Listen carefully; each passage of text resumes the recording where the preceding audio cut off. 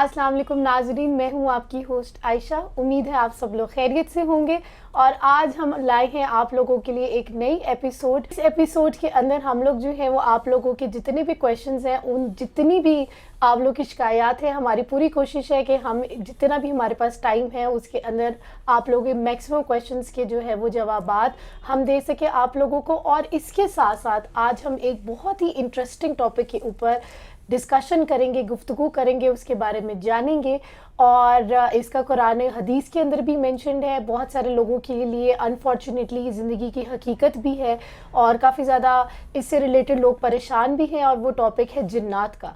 तो जिन्नात क्या है, उसकी क्या हकीकत है और वो हमारी ज़िंदगी पे कैसे असरअंदाज होते हैं, और इसके साथ साथ क्या हम जिन्नात जो है वो हमारे लिए सिर्फ एक नेगेटिव या ईविल एंटिटी में ही शुमार होते हैं या हमारे वो कामों की बेहतरी के लिए भी इस्तेमाल किए जा सकते हैं।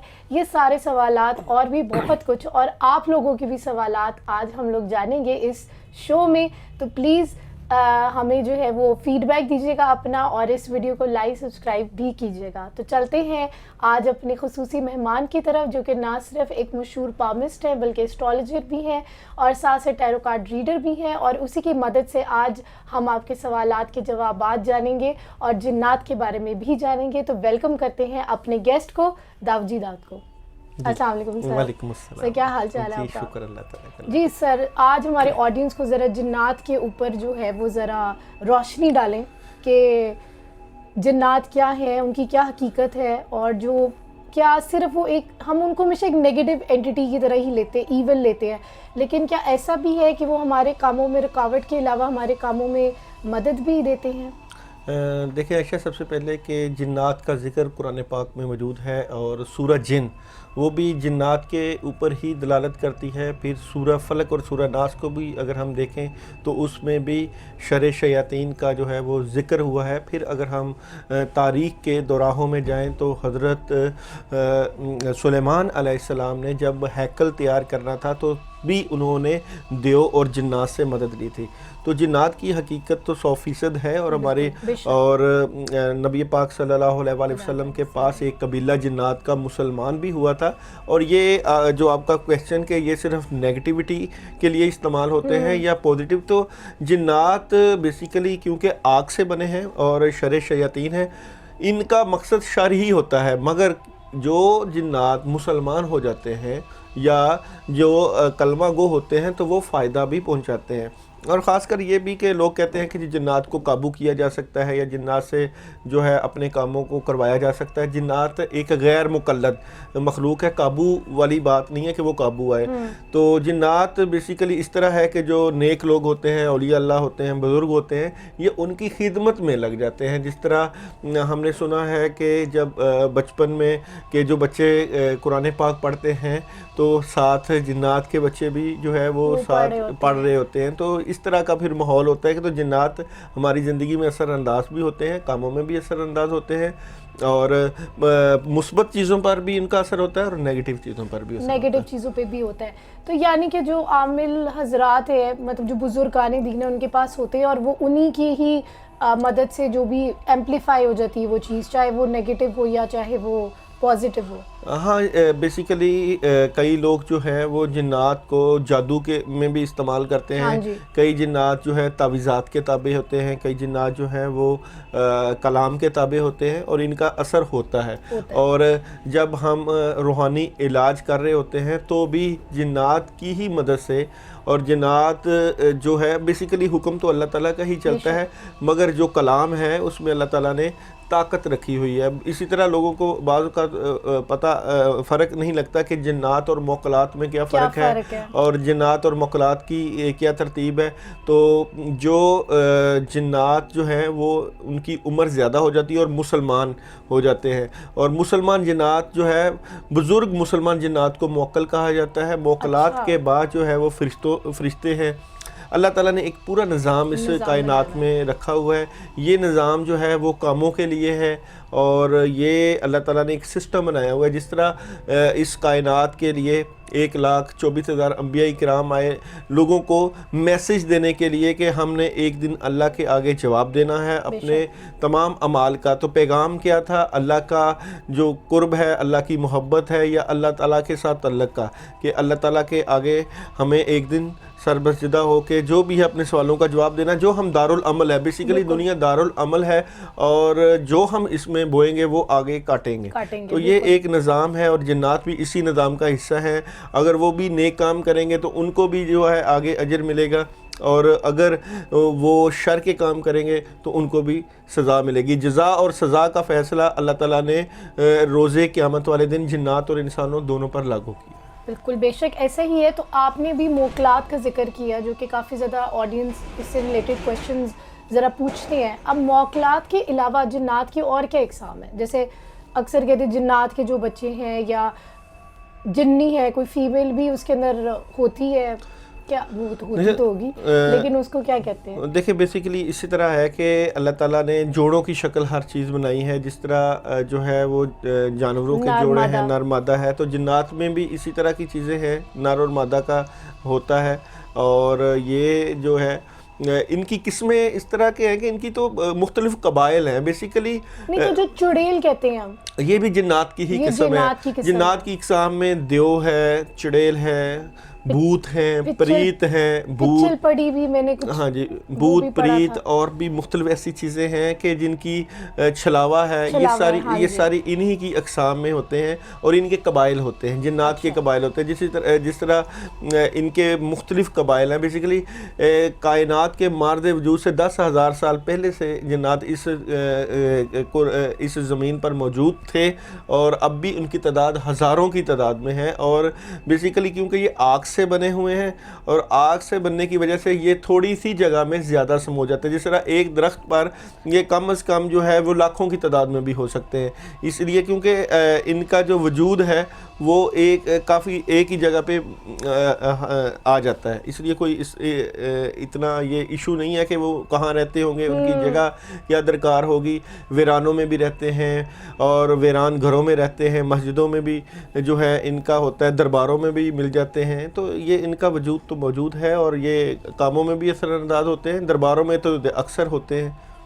بالکل ایسا ہی ہے، کیونکہ وہی والی بات ہے کہ ہر چیز کا اپنا ایک اورا ہے، یا اپنی ایک پریزنس وہ کہیں نہ کسی نہ کسی طریقے سے شو کر دیتے ہیں. اور جو بھی ان کی ایک خاص ٹائپولوجی اور وہ جس طرح کے لوگ ہیں، پھر وہ ان کی طرف اسی طرح ہی ہوتے ہیں.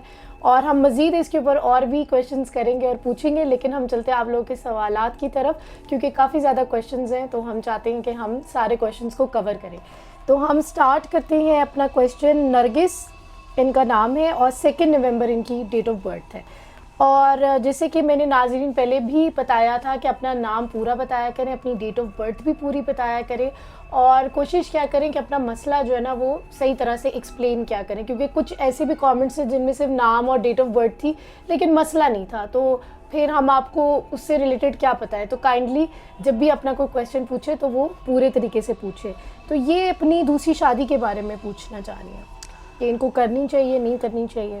دیکھیں جی، نرگس کو اگر ہم دیکھیں علم الاعداد میں، نیمرولوجی میں، تو ان کا 6 نمبر نکلتا ہے. ٹھیک ہے، 6 نمبر. اور ان کی خواہش ہے دوسری شادی کی، اور اللہ کرے ان کی یہ خواہش پوری ہو. مگر 2021 کا جو سال ہے، اس میں اس کو ہم مفرد میں تبدیل کریں تو 5 نمبر بنتا ہے. مگر اگر ہم 2022 میں جائیں تو 6 نمبر 6 نمبر بنتا ہے. 6 نمبر بیسیکلی زہرہ سٹار سے بھی تعلق ہوتا ہے، اور یہ پیار اور محبت کے اوپر بھی دلالت کرتا ہے. اگر ہم نرگس کی بات کریں کہ ان کو دوسری شادی کے کیا حالات ہیں، علم الاعداد سے تو ان کا 2022 کا سال آتا ہے. تو ٹیرو کارڈ سے ہم چیک کرتے ہیں کہ نرگس کو دوسری شادی کرنی چاہیے کہ نہیں. نہیں کرنی چاہیے، بالکل.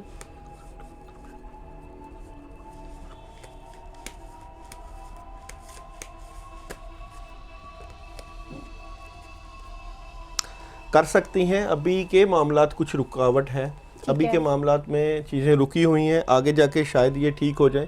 وہی جس طرح کے 2022 میں جو ہے زیادہ حالات جو ہے بہتری کی طرف آ جائے, ابھی کاموں میں رکاوٹ ہے. بلکہ اگر ہم اس کو روحانی طریقے سے دیکھیں تو نرگس کے معاملات جو بیسیکلی اس کی طبیعت جو ہے اپسیٹ رہتی ہے, کھچاؤ رہتا ہے کندھوں پہ, اور مجھے جو لگ رہا ہے جادو کا اثر لگ رہا ہے اس کے اوپر کہ جو چیزیں جو ہیں ان کی جس طرح ایک قدم آگے لے کے جاتی ہیں تو پیچھے چلے جاتی ہیں, تو چیزوں میں رکاوٹیں چل رہی ہیں. اس کے لیے یہ پڑھ سکتی ہیں اعوذ باللہ من الشیطان الرجیم 119 دفعہ پانی کے اوپر دم کر کے 21 دن پانی پئیں اور اپنے لیے دعا کریں تاکہ جو اثر ہے وہ ختم ہو. رکاوٹیں ابھی موجود ہیں انشاءاللہ. اللہ تعالیٰ ان کو جلد جو ہے وہ ان کے مسئلوں سے جو ہے وہ آسانی عطا فرمائے. نیکسٹ کویشچن ہے امرین کا, اور وہ کہہ رہی ہیں کہ ان کی امی کے اوپر سایہ ہے. انہوں نے اپنے بہن بھائیوں کا نام بھی بتایا, صبا اور عامر, اور وہ کہہ رہی ہیں کہ کوئی رشتے نہیں ہو رہے ہمارے. ان کی والدہ کا کیا نام ہے؟ والدہ کا نام نہیں بتایا. اچھا, ان کا نام امرین؟ ہاں جی, امرین کی والدہ. بالکل.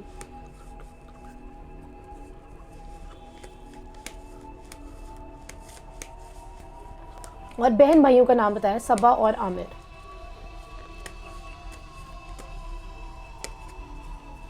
مطلب اور یہ بھی کہہ رہی ہیں کہ سایہ بھی. ہاں جی, اثرات ہیں. بیسیکلی ان کی والدہ کے اوپر چیزیں آتی ہیں, جنات, اور یہ جنات جو ہیں یہ بھیجے جاتے ہیں.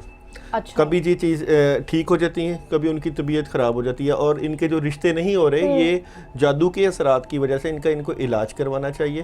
اور اگر یہ چیزیں خود ٹھیک کرنا چاہیں تو سارے جو گھر کے افراد ہیں 21 مرتبہ آیت الکرسی پانی کے اوپر دم کر کے پینا شروع کر دیں. 21 دن پانی پئیں, اس سے یہ ہوگا کہ ان کی طبیعت میں افاقہ ہوگا, اور جو اثرات ہیں وہ کافی حد تک بہتری کی طرف ان کی طبیعتیں ہو جائیں گی. اور والدہ کا یہ روحانی علاج کرائیں. اگر والدہ کا کچھ صدقہ کریں تو سیچرڈے والے دن گوشت کا صدقہ کریں, کچھ پڑھ کے کسی ویران جگہ پہ رکھوائیں. ٹھیک ہے, یعنی کہ لیکن ان کو پراپر ایک علاج کی جو ہے وہ ریکمنڈیشن ہے. ٹھیک ہو گیا. نیکسٹ کویشچن ہے جی اقرا شاہد کا, اور وہ کویشچن نہیں ہے, وہ کہہ رہی ہیں کہ اولاد کے لیے جو ہے وہ دعا کے لیے ریکویسٹ کرنی ہے. اقرا شاہد کی اولاد کے معاملات میں کیا پیش رفت ہوگی؟ بالکل.